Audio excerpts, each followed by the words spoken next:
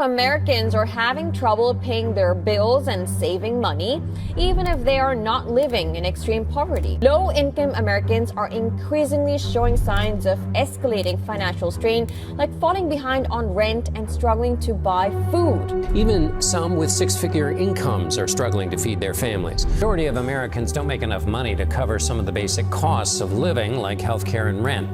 I've been making content about these topics for a while now, and I thought I'd heard every crazy statistic out there, but this new information that has just dropped has me absolutely speechless. I had to sit down and really process what I'm about to share with you because it's honestly disturbing. So get this. There's fresh research revealing that close to 40% of people working hourly jobs in America are telling researchers that if they could just survive from one paycheck to the next without sinking deeper into debt, that would actually represent progress from their current reality. Let that sink in for a minute.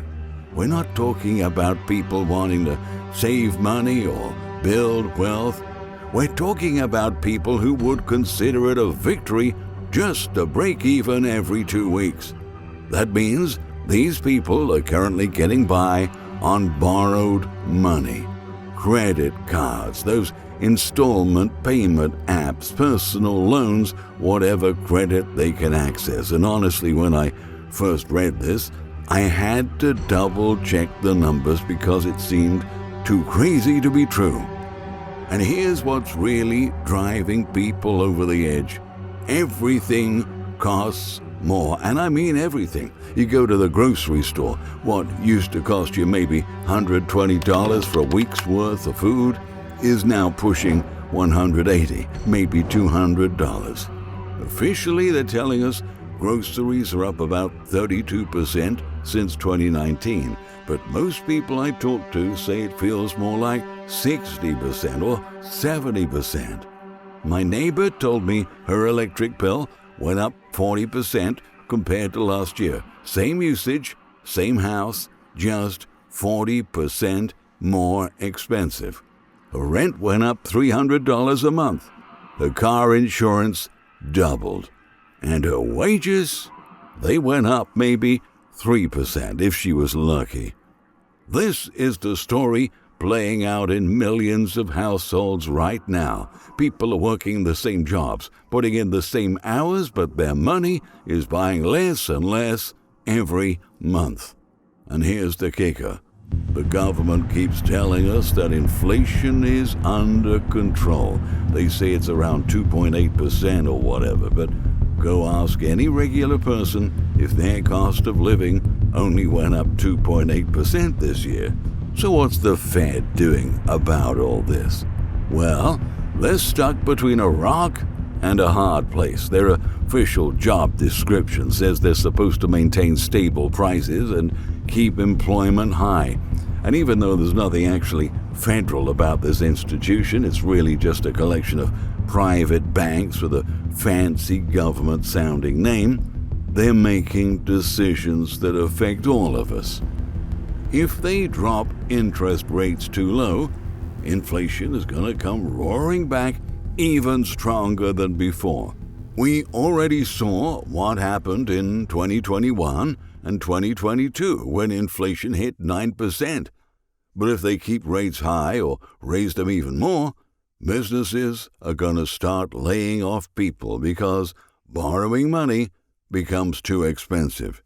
Either way they go, regular Americans are going to feel the pain. Lower rates mean your dollar becomes even more worthless. Higher rates mean fewer jobs and potentially a nasty recession. The Fed keeps looking at these official unemployment numbers and saying, oh, everything's fine, unemployment is low. They're pointing to numbers about 4.1%, and acting like that tells the whole story. But that's complete garbage.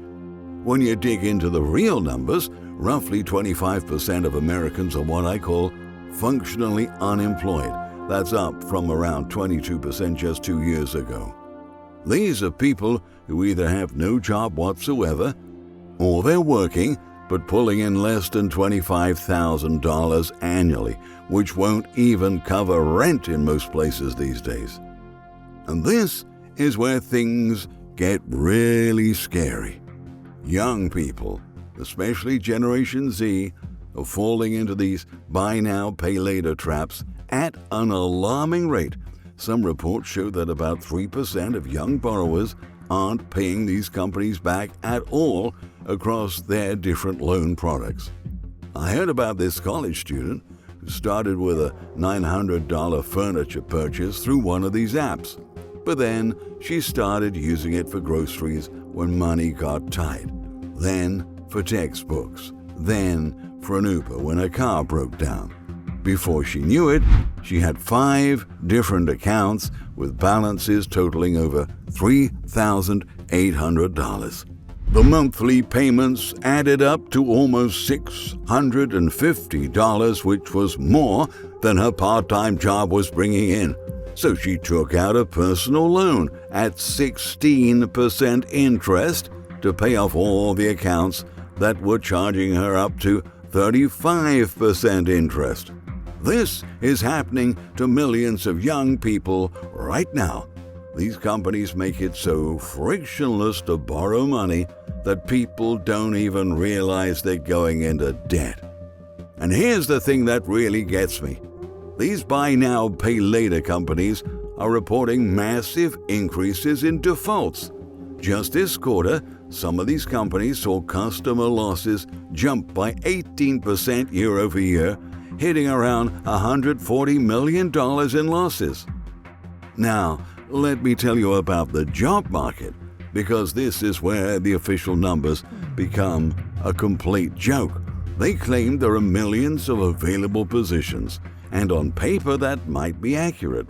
But here's the dirty secret. A massive chunk of those job listings are completely bogus. Employers post positions they never ever intend to fill just to create the illusion of growth. Sometimes they're fishing for resumes to keep on file. Sometimes it's just legal theater. Yeah, they already know who they're promoting internally, but they have to post the job publicly anyway. I know people who've applied to hundreds of jobs and gotten maybe 2 or 3 actual interviews. And even when they do get interviews, companies ghost them. They'll go through 3 rounds of interviews and then just never hear back. And if you do manage to find a job, good luck getting paid enough to actually live on. The median wage for new hires has barely budged in the last few years, while the cost of everything has exploded. Now here's something that should really worry everyone. We've seen this pattern before. Back in the 1970s, we had a period of high inflation, followed by a brief cool down, and then an even worse second wave of inflation. The second wave was actually more destructive than the first one, and it took a severe recession and massive unemployment to finally break it. We had our first wave of inflation in 2021-2022. It peaked around 9%, then came down to around 3%. But now it's starting to tick back up again. If we do get a second wave of inflation, it could be devastating for people who are already struggling. Look, I know all this sounds pretty doom and gloom, and I wish I had better news. But here's the reality. You can't control what the Federal Reserve does. You can't control inflation, and you can't control the job market. The only thing you can control is your own situation. First thing, if you're not already tracking every penny you spend, you need to start, and you need to start right now. That $4 coffee, that $12 lunch, that $8 parking fee, write it all down. Most people have no idea where their money goes. Second, you need multiple income streams. The days of relying on one job for security are well over. Whether that's freelance work, a side business, gig economy stuff, you need backup plans. Third, get out of debt as fast as you possibly can. Every dollar you pay in interest is a dollar that's not helping you build wealth. If you've got credit card debt or buy now, pay later balances, make paying those off your top priority. And while all this is happening, Americans as a whole are carrying about $1.25 trillion in credit card balances right now. That's trillion with a T. $1.25 trillion in credit card balances. Yep, you've got roughly 175 million people carrying balances on their credit cards with an average debt of around $6,500 per person. Now, if you're lucky enough to get approved for a new credit card these days, you're looking at interest rates averaging around 24.5% APR, and that's if you have decent credit. If your credit is questionable, you could be paying much more, 30% or more. The uncomfortable truth is that we've created a system where living paycheck to paycheck is now considered a luxury. That's not normal, and it's not sustainable. When nearly half of working Americans can't even break even every month, that's not an individual problem. That's a systemic crisis. The reality is that wages have been stagnant for decades, while the cost of everything has exploded. Housing, healthcare, education, food, all the basics of life have outpaced income growth by massive margins. And now we're at the point where even middle-class jobs don't provide middle-class living standards anymore. So what are we left with? We have millions of people going into debt just to maintain a basic standard of living. Nothing special, just a basic standard. And eventually, that debt has to be paid back.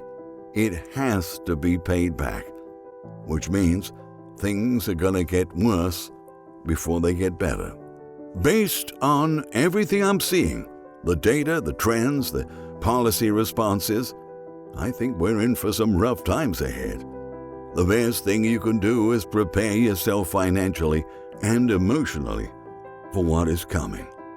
So let me know in the comments what you're experiencing in your area. Are costs skyrocketing where you live too? How's the job situation looking? And what strategies are you using to protect your finances? Hit that subscribe button if you want more straight talk about what's really happening with our economy, and I'll catch you in the next video.